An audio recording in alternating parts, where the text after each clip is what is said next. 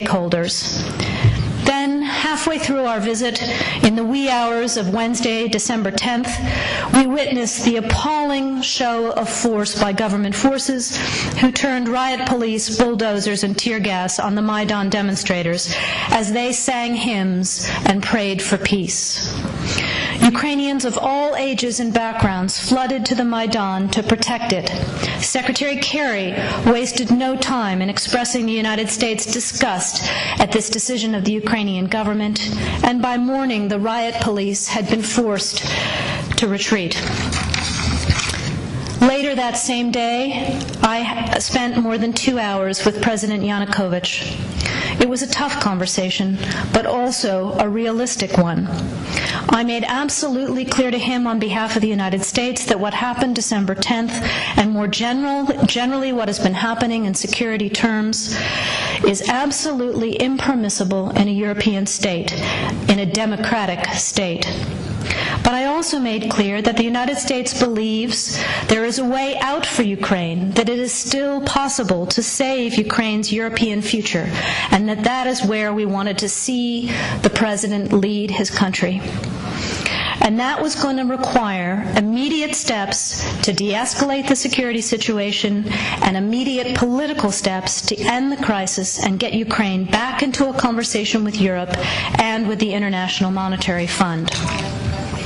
As you all know, and as I'm sure you just heard from Anders and other colleagues, Ukraine's economy is in a dire state, having been in recession for more than a year and with less than 3 months' worth of foreign currency reserves in place.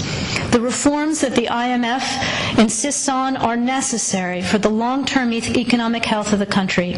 A new deal with the IMF would also send a positive signal to private markets and would increase foreign direct investment that is so urgently needed in Ukraine. Signing the association agreement with the EU would also put Ukraine on a path to strengthening the sort of stable and predictable business environment that investors require. There is no other path that would bring Ukraine back to long-term political stability and economic growth. We also commend the EU for leaving the door open on the association agreement and for continuing to work with the Ukrainian government on a way forward. The Ukrainian parliament has already passed some 18 separate pieces of required legislation in advance of the Eastern Partnership Summit in Vilnius. Although that was a missed opportunity, it would be a huge shame to see 5 years' worth of work and preparation go to waste if the AA is not signed in the near future. So it is time to finish the job. As Vice President Biden said in remarks last night, President Yanukovych has a choice. He can choose the path that leads to division and isolation, or he can take a leap and take immediate, tangible steps to defuse his country's crisis and start a genuine dialogue with the opposition and agree on a path that returns Ukraine to economic and political health. While these are challenging times in many ways, we also can't lose sight of the fact that this is a time for great optimism as well. You only have to be on the Майдан to feel the energy, to feel the hope of Ukrainians coursing through the center of Kyiv and across the country. People are engaging because they know they have a stake in the future of their country. We see energy, we see optimism that simply didn't exist in Ukraine 20 years ago. People are of all ages, of all classes, of all walks of life, are taking ownership of their future and coming out into the streets to demand a European future. They're doing so peacefully, with great courage, and with enormous personal restraint.